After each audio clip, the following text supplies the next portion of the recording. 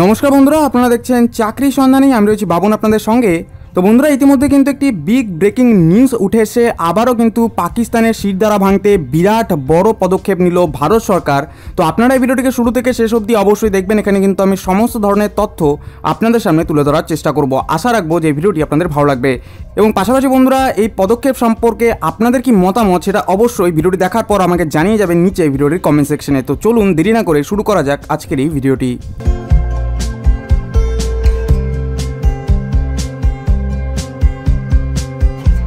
তো বন্ধুরা দেখুন, এই আপডেটটিতে বলা রয়েছে যে ফের পাকিস্তানের ওপর কূটনৈতিক চাপ ভারতের। শীর্ষ 20 জঙ্গির নাম প্রকাশিত আন্তর্জাতিক মঞ্চে। পাকিস্তানের ওপর কূটনৈতিক চাপ আরও বাড়ল। পাকিস্তানের ঘাঁটিগাড়া 20 জন শীর্ষস্তরের জঙ্গির নেতাদের সবিস্তার তথ্য 25টি দেশের হাতে তুলে দিল কেন্দ্র। পাক প্রশাসন পুলওয়ামা হামলা নিয়ে যে প্রমাণের দাবি করেছিল তাও আলাদা করে ডিসিআরের মাধ্যমে তুলে দিচ্ছে মোদী সরকার। পাকিস্তানের কোথায় জৈশী ঘাঁটি, কীভাবে চলে জঙ্গি শিবির, তথ্য প্রমাণ দিয়ে পাকিস্তানকে ডিসিআর দিয়েছিল নয়াদিল্লি। 27 তারিখ সেই নথি জমা পড়ার পরও পাক প্রশাসন হাত গুটিয়ে। উল্টে জৈশের সঙ্গে যোগাযোগের কথা মেনে নিচ্ছেন পাক বিদেশমন্ত্রী। তাই এবার ডিসিআরের অতিরিক্ত তথ্য জুড়তে চলেছে কেন্দ্র। পাকিস্তানে শীর্ষ জৈশ জঙ্গিদের গতিবিধির প্রমাণ্য নথি এবং জৈশের সহযোগী সংগঠনের ভারত বিরোধী কাজের প্রমাণ। একই সঙ্গে পাকিস্তানের ওপর আন্তর্জাতিক চাপ বাড়াতে লাগাতার চেষ্টা চালাচ্ছে নয়াদিল্লি। ইতিমধ্যেই তার সুফলও মিলেছে।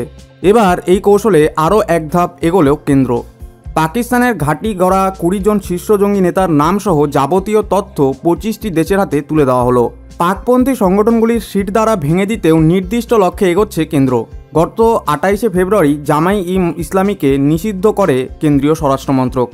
তারপর থেকেই এই সংগঠনের বিরুদ্ধে লাগাতার অভিযান চলছে। গ্রেপ্তার কয়েকশো সন্দেহভাজন জামাত সদস্য।